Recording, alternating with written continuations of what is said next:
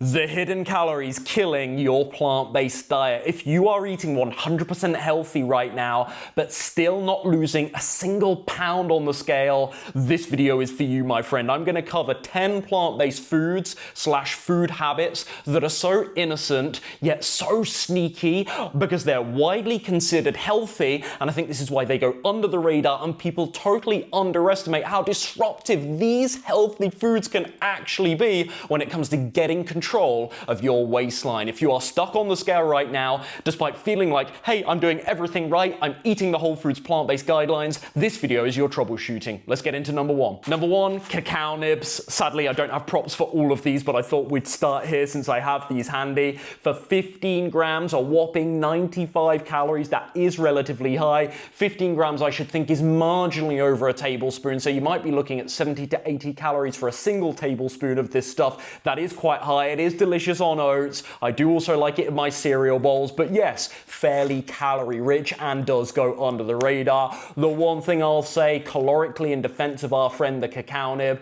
I think there are more sneaky things to come on our list here, because these are so bitter that it's very unlikely that you're just going to throw half the packet on your cereal, on your oats anyway. Number two, dates. I love them, especially before workouts. They're like rocket fuel, especially medjool dates. They're so sweet, rich, delicious, and they feel like a guilt-free dessert. But let's face it, compared to fresh fruit, dried fruit, generally speaking, is a calorie bomb. It is. Now, I could have included the whole dried fruit category in this section, and I almost did, but I'm not doing that today. I thought on this. In my personal experience, I'm way less likely to overeat raisins, dried mango, dried apricot than I am dates, especially medjool dates. So I thought I'd single these out in the dried fruit category. Fresh fruit has a much more advantageous calorie to volume ratio. Why? Because of the water content, obviously. Number three is a tricky one. It's actually where I take a slightly different stance to some of my fellow plant-based nutrition teachers that quite understandably say, hey, look, if you've got a craving for a dessert, before you tuck into that ice cream or the old sticky toffee pud, instead, why don't we do a healthy version of a dessert? Let's do sweet potato brownies. Let's do banana breads. And yes, you can indeed make both calorie controlled and relatively nutritious desserts. And yes, of course, that is a step in the right direction compared to some processed, crazy calorie junk food. Yes, I concede.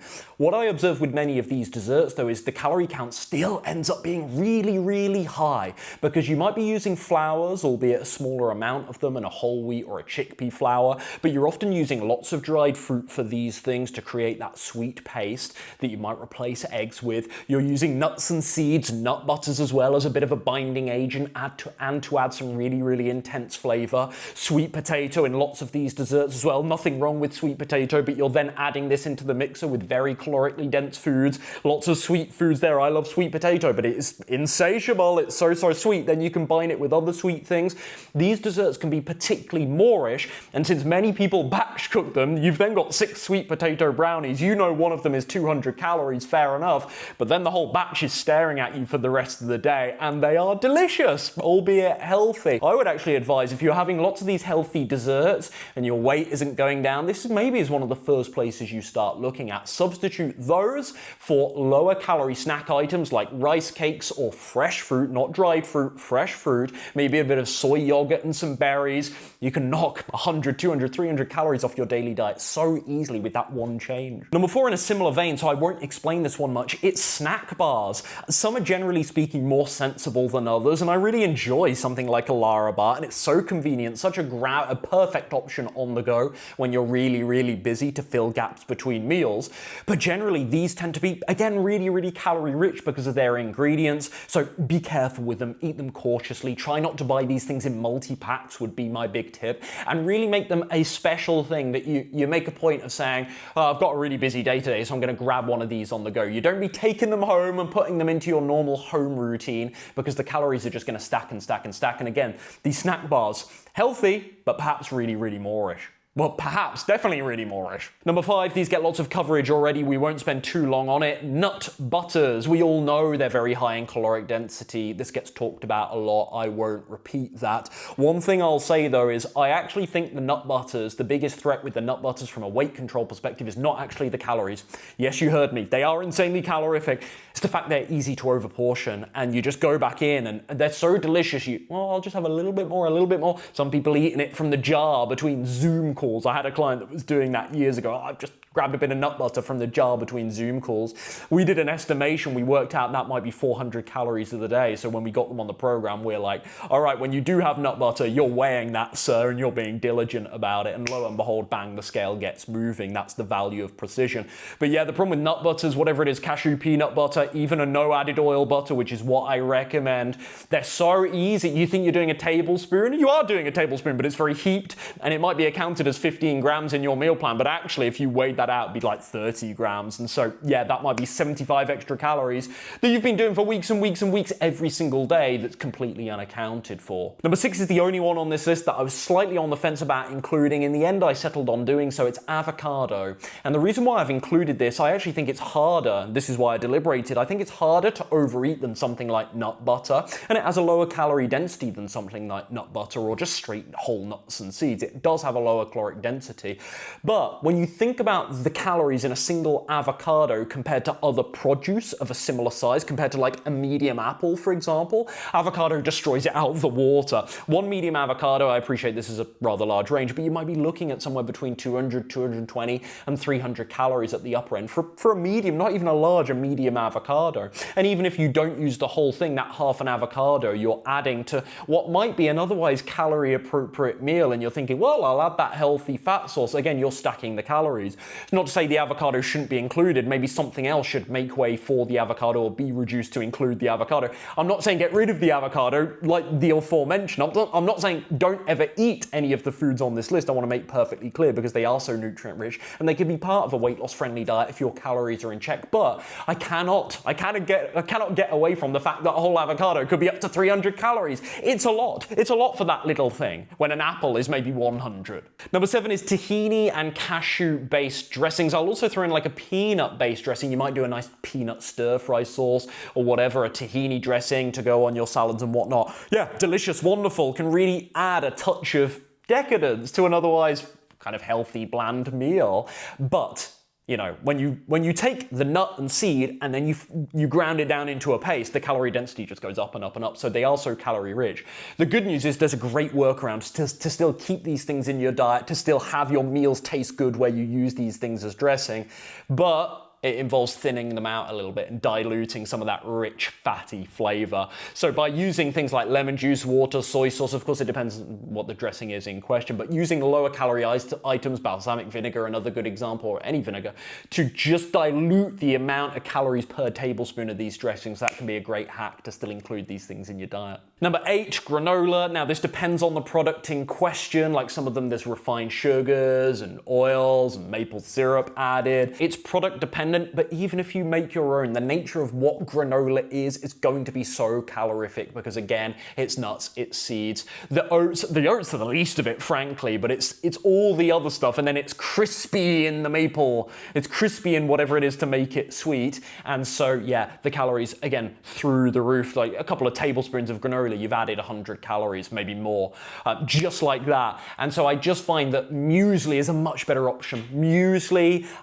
bran flakes.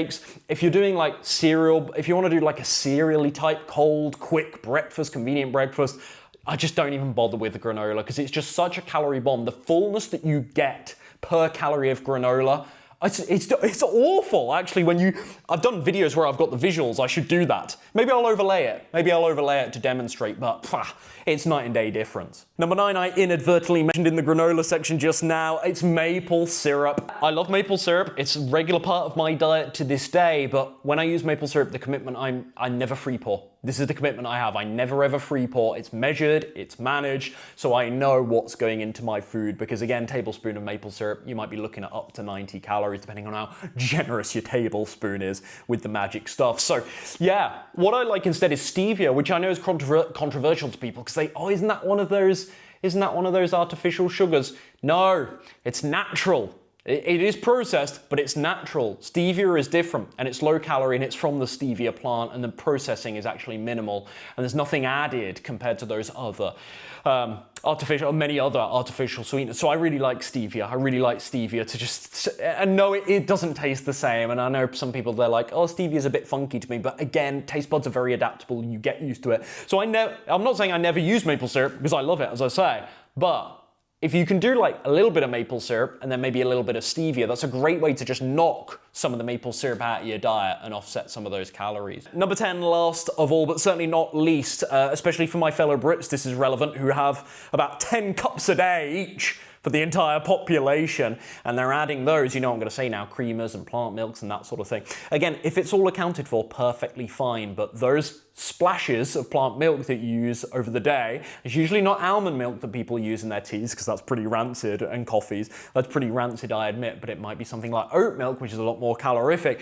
Yeah, you might suddenly be using 500 milliliters, maybe that's over the top. Let's be conservative, 300 milliliters of oat milk throughout the day, and that might be, fast math, what's that going to be, like 160, 170 calories? Again, if it's all accounted for, perfectly fine. You can fit these things into your diet and still drop if you finish each day on the scale. You still drop weight if you finish each day in a calorie deficit, but like, it's a big leak, isn't it? It's a big leak in your diet for only a small splash drop of something. So yeah, I like unsweetened almond milk as my preferred milk option, but I know they don't go well with beverages, I know. So I think for people that are really strong on the beverages, they're like, no, Ryan, this is a boundary. I'm not letting my teas and coffees go, and they must have oat milk or like Alpro creamer in. I know it's calorific, but they don't have to go. That's fine. Make a calorie reduction elsewhere if you want to get control of your weight. That's fine. You can work around any of this stuff, but it is a big leak in the diet. So I would just say account for it, measure it, be on the ball with it. And do you really need 4 teas with a splash of oat milk every day? Could you come down to 2? Is there some wiggle room there? Is what I would challenge you on. That's it then. Those are my 10 plant-based foods that can quite innocently stack calories to your daily diet and make losing weight impossible despite you actually eating otherwise really healthy. Stop wasting all this time. This makes me so sad. I see people wasting months and months on a plant-based diet. They know they want to lose 30 pounds and they're doing everything right and they're actually getting all the health benefits. They might be coming off the statins, the cholesterol's coming down, they're actually feeling amazing, they're getting really fit and healthy internally, their blood work is pretty good, but the scale ain't budging. Just with a little bit more calorie awareness, precision, accounting for these more calorie dense foods, maybe letting go of a few of these habits on such a frequent basis, they could have that scale flying down to the tune of 1.5 to 2.5 pounds every single week. And do it all. You know, get the health benefits of plant-based eating, but get that scale moving at the same time. Let me know in the comments down below which of these is holding you back. Don't be spinning your wheels in another 3 months' time thinking, oh my goodness, I'm eating plant-based, why am I not losing weight? It's just about the calories, and these are the big leaks.